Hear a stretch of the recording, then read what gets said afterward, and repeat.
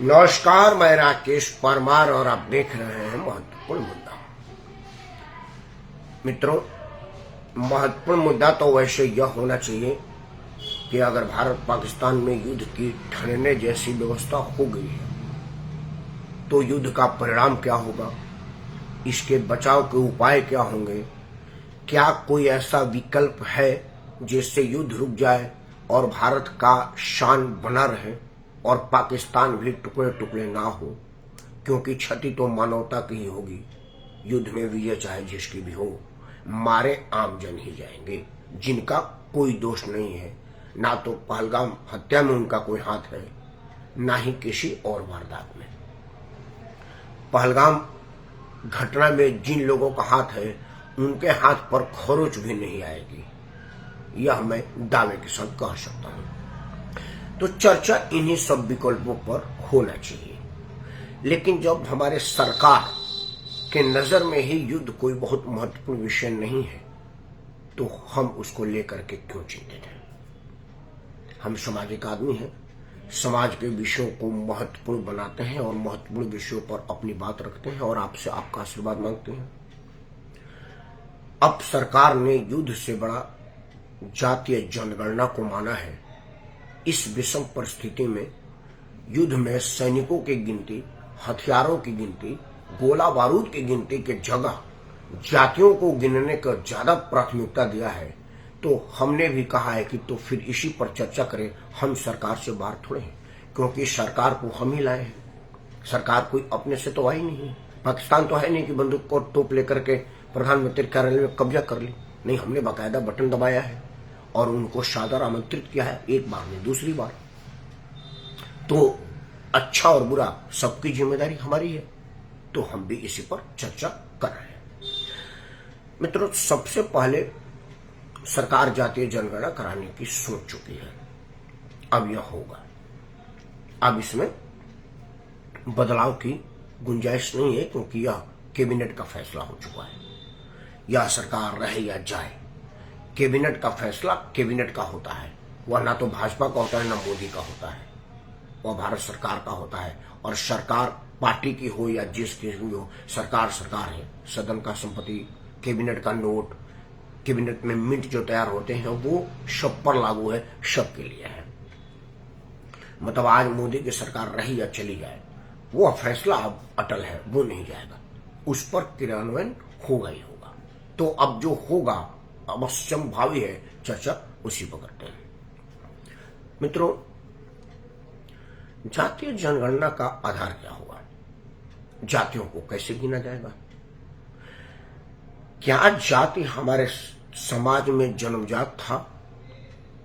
क्या जाति हमारे समाज में तब से था जब से मानवता का निर्माण हुआ है? जिस मनुस्मृति की चर्चा लोग करते हैं, जिसमें वर्णों का व्यवस्था है, क्या उस समय जाति थी? चर्चा इसी पर करेंगे। मित्रों,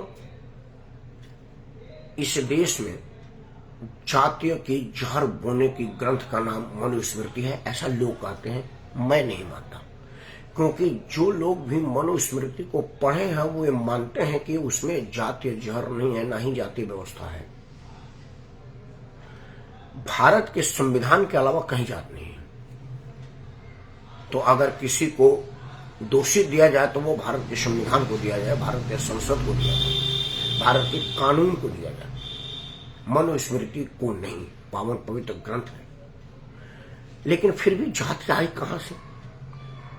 और क्या संविधान में भी पहले जाति शब्द का उल्लेख था? मित्रों, जब से मानवता बना तो जाति एक वर्ण व्यवस्था थी, एडमिनिस्ट्रेटिव सेटअप था।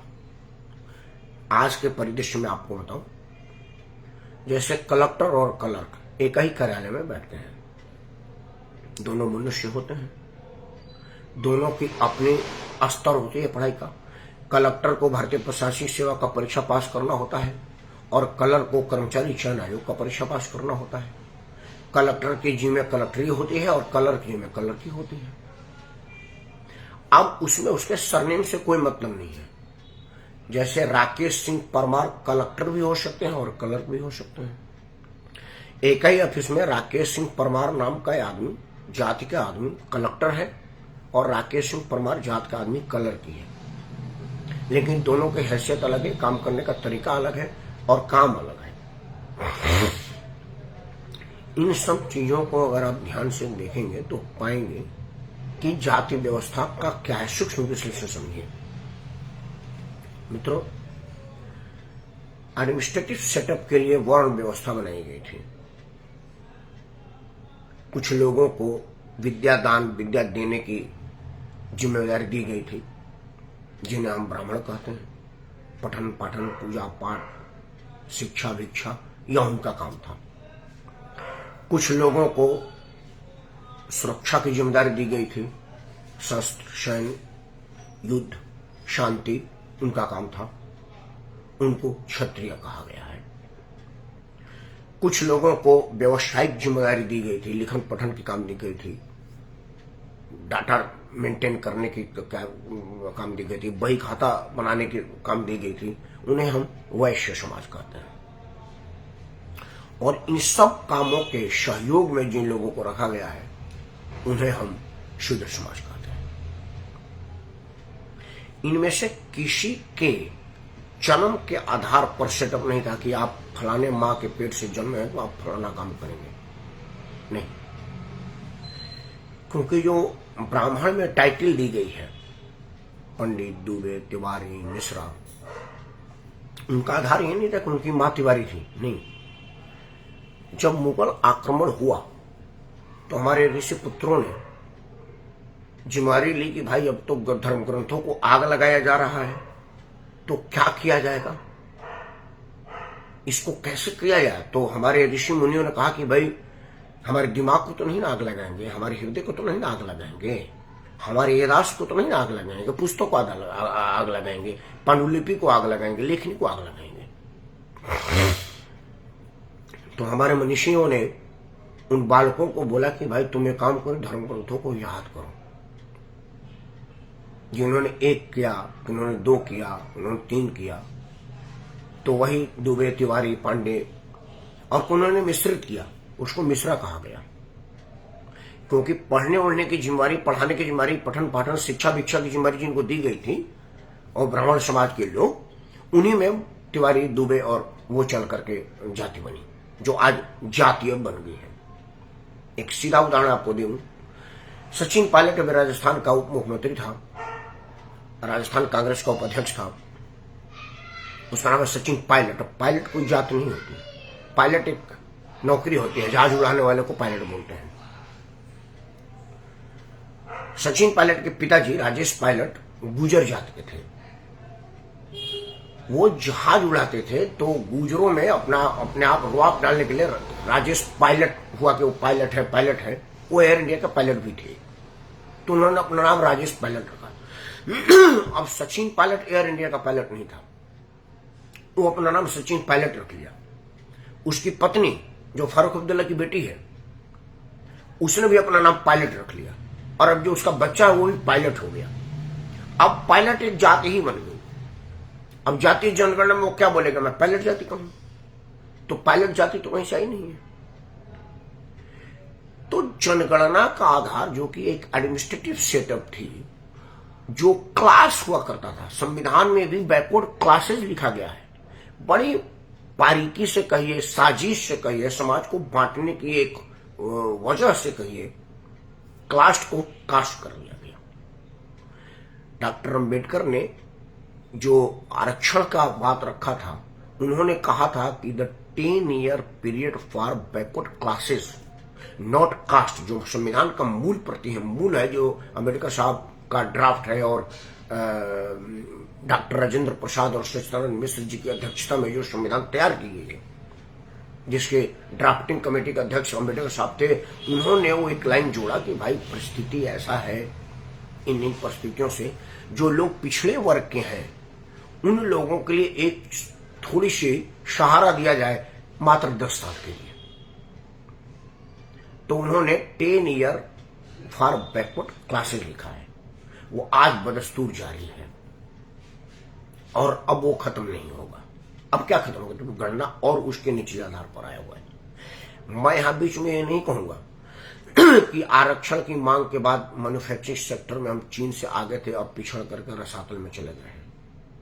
तो जनगणना के बाद क्या हो गई हम नहीं बता सकते। सरदार पटेल ने कुनवा कुनवा को इकट्ठा करके एक सशक्त राष्ट्र बनाया था।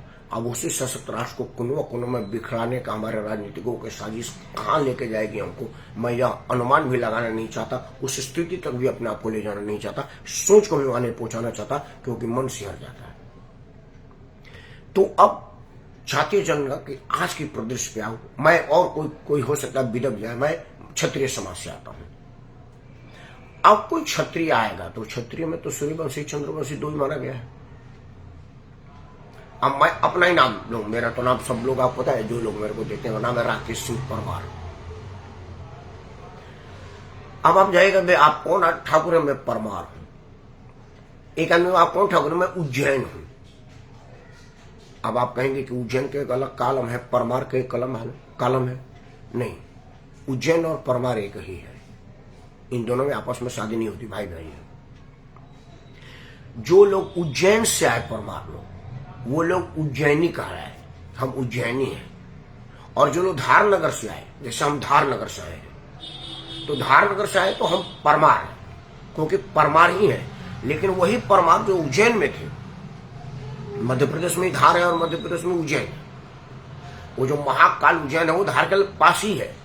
जो महाकाल का मंदिर है वो हमारे पूर्वजों ने बनाया हुआ है, जो आज उज्जैन का महाकाल का मंदिर कहा जाता है, हमारे पूर्वजों का बनाया हुआ है। तो जो लोग हमारे ही भाई जो उज्जैन से चल के माइग्रेट होकर के आए, वो अपने आप को उज्जैनी कहे।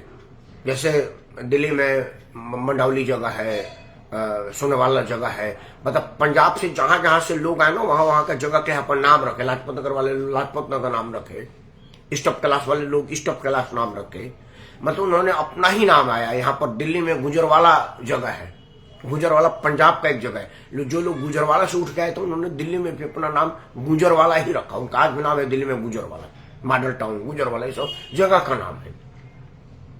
तो उज्जैन से आए तो उज्जैन राजपूत कहलाने लगे, और परमार धार से आए तो परमार आ गए। जैसे आपको बता दो वीर कुंवर सिंह, आप नाम सुने होंगे, 1857 के फ्रीडम फाइटर। उनका परिवार उज्जैन से आया था, तो वो लोग उज्जैनी परमार का है। कई लोग कंफ्यूजन ना वो परमार नहीं होता, उज्जैन है। नहीं, उज्जैन नहीं होता। उसी तरह से कई अलग अलग जातियां हुई तो उसको अलग अलग कैसे बनाएंगे? यह कंफ्यूजन सरकार कैसे दूर करेगी, यह देखने वाली बात है।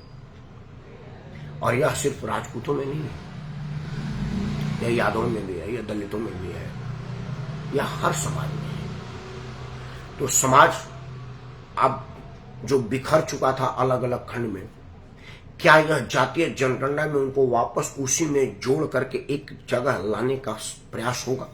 तो यह शुभ संकेत है, क्योंकि हम आशावादी लोग हैं। हम खराबी में भी कामयाबी ढूंढते हैं कि कुछ तो कामयाबी हो।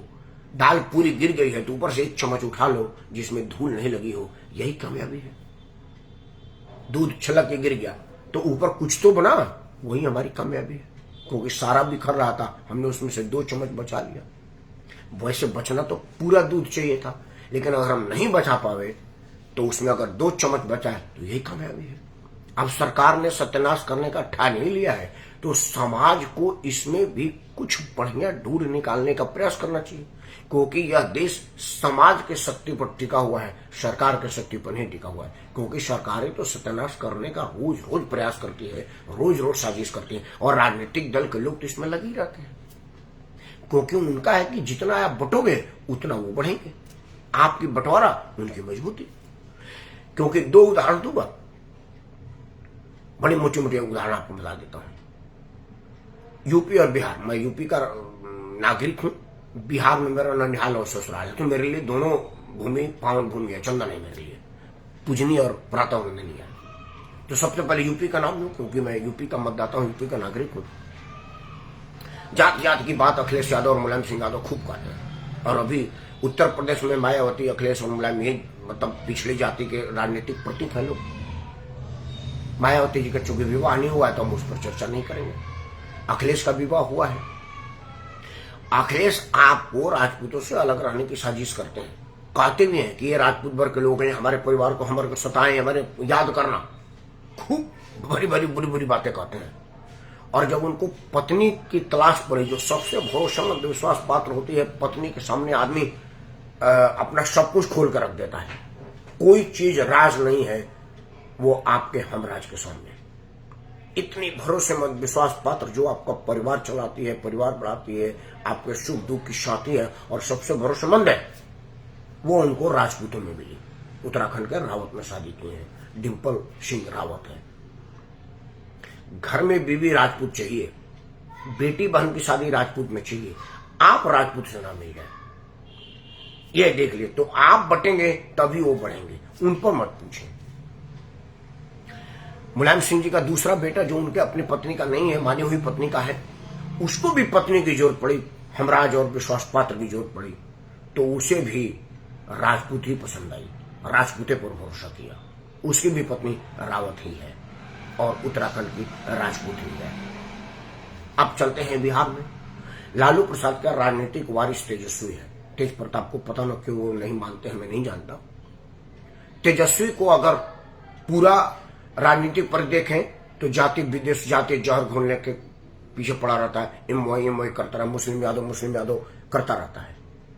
जब उसको अपने हमराज की जरूरत पड़ी तो न मुस्लिम को हमराज बनाया न यादव को हमराज बनाया, दिल्ली की एक क्रिश्चियन लड़की को हमराज बनाया। मतलब अपने लिए जात की जरूरत नहीं है, आप जरूर जाति में रहे, क्योंकि आप बटेंगे तभी उनके पास धन सटेगा, आप कटेंगे तो वो कामयाब होंगे। आपका कटना उनका कामयाबी है, आपका बटना उनका राजनीतिक साजिश है। तो यह होगा, इन्हीं में से हमको अच्छाई ढूंढनी है और इसको कैसे ढूंढना है यह मैं आप पर छोड़ता हूं। हम यही कहेंगे कि अगर कोई जाति जनगणना में आवे तो ब्राह्मण अपना ब्राह्मण बतावे, क्षत्रिय अपना क्षत्रिय बतावे, पिछड़ा अपना पिछड़ा बतावे, दलित अपना दलित बतावे। उपजाति में टुकड़ा टुकड़ा होकर के बताने की जरूरत नहीं है। अगर संभव हो सके तो आप भारतीय बताएं, क्योंकि अगर आप भारतीय बताएंगे तो ये भारत के राजनीतिकों के मुंह में मिट्टी मलने जैसा होगा और इनका साजिश निष्फल होगा। अभी भी कुछ खोया नहीं है, कुछ खत्म नहीं हुआ है। अभी तो यह सोच में आई है, या संविधान में आने में समय लगेगा, लेकिन तब तक आपको यह समझ लेने में समय नहीं लेना चाहिए कि यह किस लिए हो रहा है। बटोगे तो कटोगे, तो क्या आपको काटने का साजिश हो रहा है? विचार जरूर करिएगा। मैंने तो कर लिया है कि यह नेतागण हमको बांटने का प्रयास कर रहे हैं, लेकिन मैं नहीं बटूंगा। आप क्या करेंगे आप जाने। मैं तो सिर्फ आपसे प्रार्थना कर सकता हूँ कि यह देश आपका है, यह समाज का आपका है। कल तक आप एक में थे। यहाँ पर बेटी और रोटी में अगर बंटवारा नहीं है तो फिर नेता हमको बांटने का प्रयास क्यों कर रहे हैं? क्योंकि अब शादियां भी जातीय बंधनों से दूर हो रही हैं। अब दलित का शादी ब्राह्मण से हो रहा है, बनिए का शादी राजपूत से हो रहा है, यादव का शादी का मुसलमान से हो रहा है। कई जगह धर्म भी बंधन नहीं रहा, जाति भी बंधन नहीं रहा। जब हम सब एकदम एक हो करके एक साथ खा पी रहे हैं तो यह नेता हमको क्यों बांट रहे हैं? हम तो समझ रहे हैं और मैं उम्मीद कर रहा हूं कि आप भी समझेंगे। तो इसलिए आपसे प्रार्थना करते हैं कि जो भाजपा ने कहा था, योगी जी ने कहा था कि बटोगे तो कटोगे, तो विचार करिएगा कि अगर आप बटेंगे तो जरूर कटेंगे। आपको कटना नहीं है, इसीलिए आपको बटना नहीं है। इन्हीं शब्दों के साथ मैं राकेश कुमार आपको सादर प्रणाम करता हूँ। जय हिंद, वंदे मातरम और भारत माता की जय और जातीय एकता की जय, भारतीयता की जय।